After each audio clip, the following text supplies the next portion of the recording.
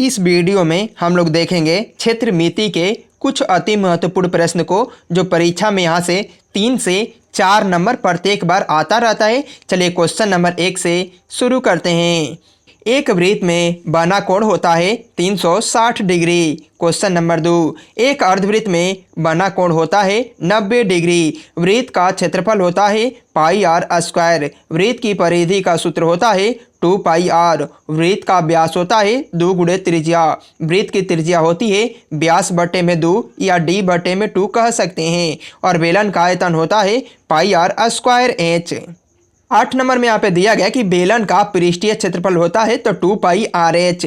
शंकु का वक्र पृष्ठीय क्षेत्रफल होता है पाई आर एल। शंकु का आयतन 1/3 पाई आर स्क्वायर एच।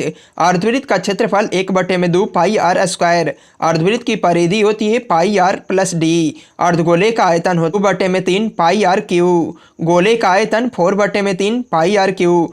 आयत का परिमाप होता है 2 × लंबाई प्लस चौड़ाई।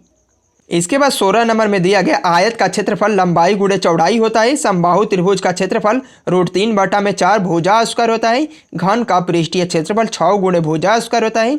घन का आयतन भुजा क्यू या ए क्यू भी कह सकते हैं।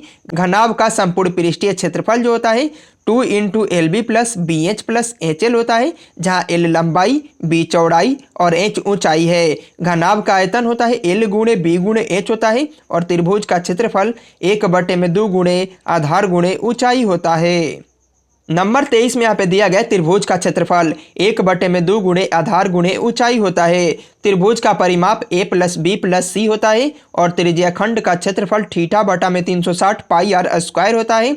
चतुर्थांश का क्षेत्रफल 1/4 पाई आर स्क्वायर होता है। और वासर का क्षेत्रफल pi r square minus pi r square होता है। एक में कैपिटल आर दे देंगे और दूसरे में स्मॉल आर दे देंगे। और वर्ग का क्षेत्रफल भुजा स्क्वायर होता है। और वर्ग का परिमाप 4 गुणे भुजा होता है।